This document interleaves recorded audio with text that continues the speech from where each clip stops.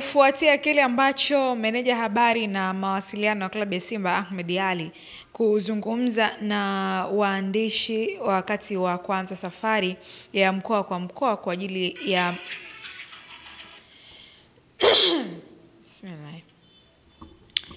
Kufuatia kile ambacho amekizungumza meneja habari na mawasiliano wa klabu ya Simba Ahmed Ally kabla ya kuanza kwa safari ya mkoa kwa mkoa kwa ajili ya mauzo ya jezi original, aliyazungumza mengi. Miongoni mwa yale ambayo ameyazungumza ni kuhusiana na mdhabuni wa klabu hiyo, na mzungumzia Joseph Rwegasira kupitia kampuni Jairut, kwamba kutokana na zile ahadi ambazo aliwahi kuzitoa, ikiwemo ujenzi wa uwanja, basi jipya na mambo mengine kama hayo.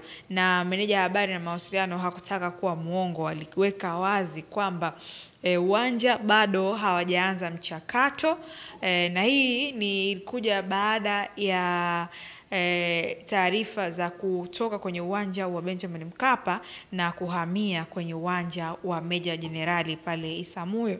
Na Ahmed Ally alijibu kwamba mchakato wa ujenzi wa uwanja bado hawajaanza, lakini pengine huko usiku zinapozidi kwenda, basi wanaweza kuja kuanza ujenzi huo wa uwanja kama ambavyo mzabuni huyo aliweza kuahidi siku ambayo anatambulishwa kwa mkataba ambao utadumu kwa miaka 5.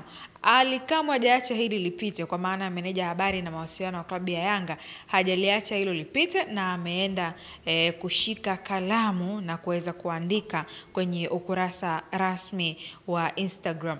Amesema, nikianza kunukuu kile ambacho Ally kama amekiandika, anasema nimesikia leo kuwa bwana akitumia jina la utani kwa mdhabuni wa Simba Jairut anadai jezi feki ni nyingi sana mitaani, hivyo anaelekea kushindwa kutekeleza ahadi zake kwa sababu hapati faida. Kudadadeki. Hawa si ndio waliokuwa wanasema eti jezi zao zimekwisha, watu wamenunua kama njugu, kiko wapi sasa? Kati ya Yanga ambao mlieneza propaganda kuwa jezi zimedoda na nyie wako skani, nani sasa hivi anapita mtaani na magari kuuza jezi? Akili ndogo ni akili ndogo siku zote. Wakati ule mnalipa watu mitandaoni kuponda jezi za Yanga, mlitegemea tungewajibu ili tubusti biashara yenu. Wakubwa tulishtukia mchezo na tukala bati tu. Ambacho hamkukiweka akilini, this season Yanga imetoa jezi na nguo nyingi sana sokoni. Rudi kwenye tamasha la Yanga Day, kaangalie majukwaani, utaona wengi walivaa kit tofauti za msimu huu. Kuna waliovaa training form 6 zile jezi za msimu, yaani raha juu ya raha. Mzigo ulipokata sokoni, akili kubwa zikaketi chini na kuja na plani B ya kukomesha jezi feki. Fisi wakaibuka eti dawa ya feki ni kuskani, kiko wapi leo hii? Kizuri kilishajiuza mapema sokoni kikaisha, kibovu ndo hiko barabarani kinajitembeza.